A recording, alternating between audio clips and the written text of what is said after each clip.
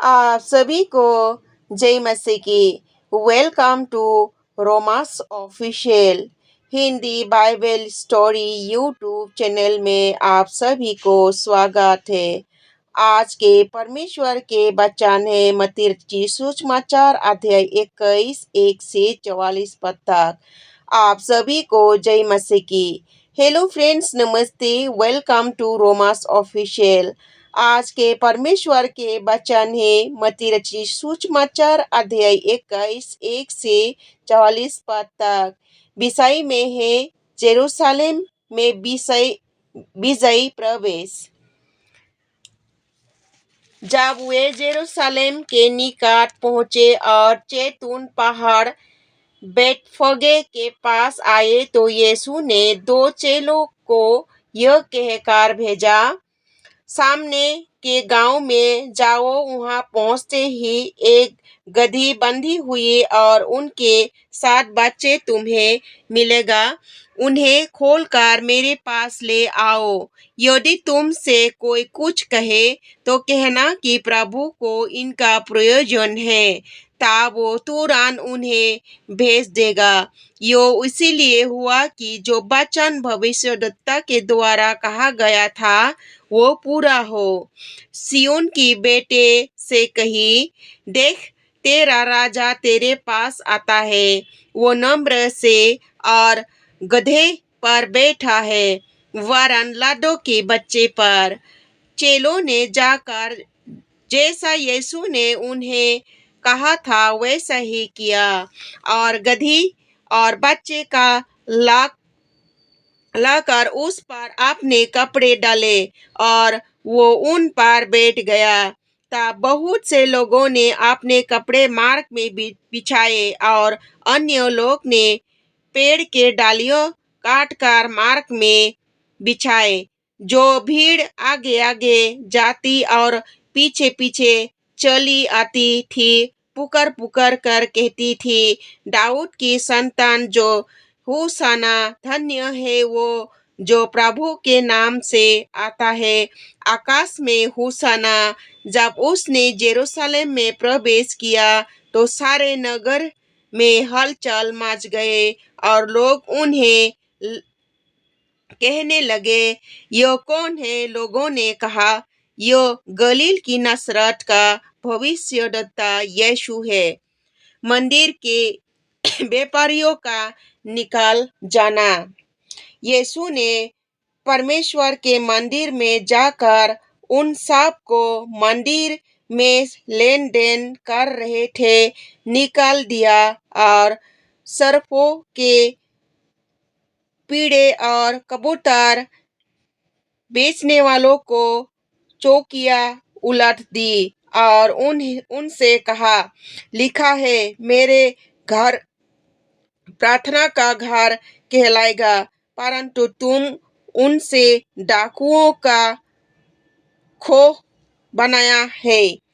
तब अंधे और लंगड़ों मंदिर में उनके पास आए और उनसे उन्हें चंगा किया।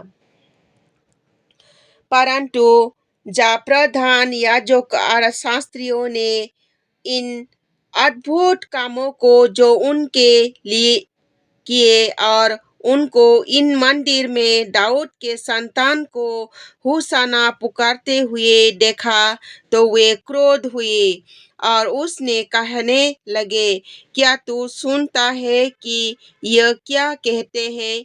यीशु ने उनसे कहा, हाँ, क्या तुमने यह कभी नहीं पढ़ा, बालकों और दूध पीते बच्चों के मुंह से तूने अपार स्तुति करवाए। तब वो उन्हें छोड़कर नगर के बाहर बैतूनिया को गया और वहां रात बिताए। फल रहित अंजीर का पेड़। भोर को जब वो नगर को लौट रहा था तो उसे भूख लगी। सड़क के किनारे अंजीर का एक पेड़ देखकर वो उसके पास गया और पत्ती को छोड़ उसमें कुछ न पकड़ उससे कहा, आपसे तू तुझ में फिर कभी फल ना लगे। और अंजीर के पेड़ तुरंत सूख गया।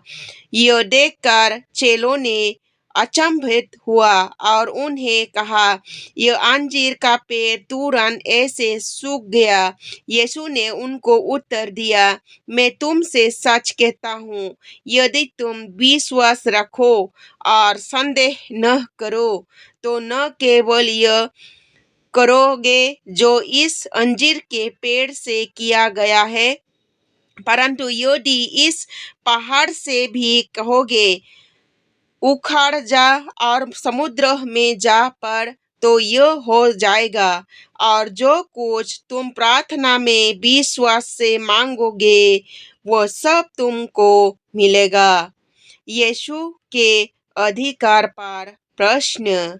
यह मंदिर में आकर प्रवेश कर रहा था तो प्रधान याजक और लोगों ने पुरानियों ने उनसे पास आकर पूछा, तू ये काम किसके अधिकार से करता है और तुझे यह अधिकार किसने दिया है? यीशु ने उनको उत्तर दिया, मैं भी तुमसे एक बात पूछता हूँ, यदि यो तुझे बताओगे तो मैं भी तुम्हें बताऊंगा कि ये काम किस अधिकार से कहता हूँ।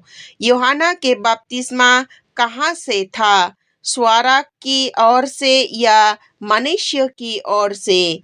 तब वे आपस में विवाद करने लगे। यदि हम कहने स्वर्ग की ओर से, तो वो हमसे कहेगा, फिर तुमने उसका विश्वास क्यों न किया? और यदि कहे मनुष्य की ओर से, तो हमें भीड़ के डर है, क्योंकि वे सब यूहन्ना के भविष्यद्वक्ता मानते हैं। अंत उन्हें यीशु को उत्तर दिया, हम नहीं जानते। उन्होंने भी उससे कहा, तो भी तुम्हें नहीं बता कि ये काम किस अधिकार से करता हूँ। दो पुत्रों का दृष्टांत। तुम क्या सुनते हो, किसी मनुष्य के दो पुत्र थे। उसने पहले के पास आकर कहा, हे पुत्र, आज दास के बारी में काम करे। उसने उत्तर दिया, मैं नहीं जाऊंगा। परंतु बाद में पूछता बाद में पछतावा कर गया।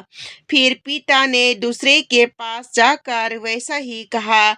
उसने उत्तर दिया, जी हाँ, जा रहा हूँ, परंतु नहीं गया। इन दोनों में से किसने पिता की इच्छा पूरी की? उन्होंने कहा, पहले ने। यीशु ने उससे कहा, मैं तुमसे सच कहता हूँ कि महसूल लेने वाले और विशाल तुम में से पहले परमेश्वर के राज्य में प्रवेश करते हैं। क्योंकि यूहन्ना धर्म के मार्ग दर्शाता हुए तुम्हारे पास आएगा और तुमने उनका विश्वास न किया, पर महसूल लेने वाले और विश्वासों ने उनको विश्वास किया और तुम यह देखकर बाद में भी न पछताया कि उनका विश्वास कर लेता। दृष्टांत। दुष्ट किसानों का दृष्टांत। एक और दृष्टांत सुनो।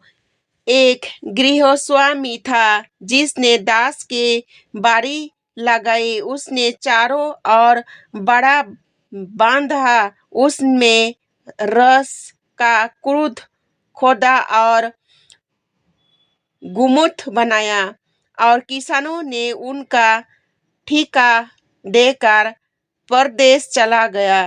जब फल का समय निकट आया तो उसने अपने दासों को उसका फल लेने के लिए किसानों के पास भेजा।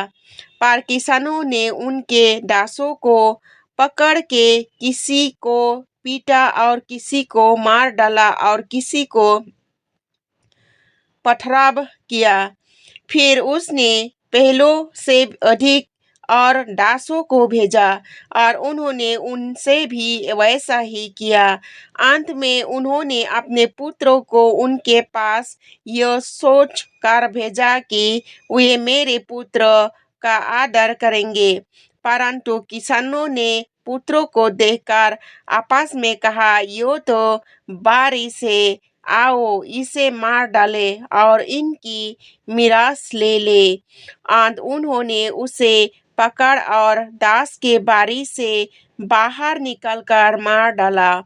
इसीलिए जब दास की बारी का स्वामी आएगा तो उन किसानों के साथ क्या करेगा? उन्होंने उनसे कहा, ये उन बुरे लोगों को बुरी तरीके से नष्ट करेगा और दास की बारी का ठेका दूसरे किसानों को देगा, जो समय पर उनसे फल दिया करेंगे। यीशु ने उन्हें कहा, क्या तुमने कभी पवित्र शास्त्रों में यह नहीं पढ़ा, जिस पत्थर का राजमिस्त्रियों ने निकम्मा ठहराया था, वही कोने के सिरे का पत्थर हो गया। वो प्रभु की ओर से हुआ और हमारी दृष्टि में अद्भुत है। इसलिए मैं तुमसे कहता हूँ कि परमेश्वर का राज्य तुमसे ले लिया जाएगा और वैसी जाति जाति की जो उनका फल लाए दिया जाएगा। जो इस पत्थर पर गिरेगा वो चकनाचूर हो जाएगा और जिस पर वो गिरेगा उनको पीस डालेगा।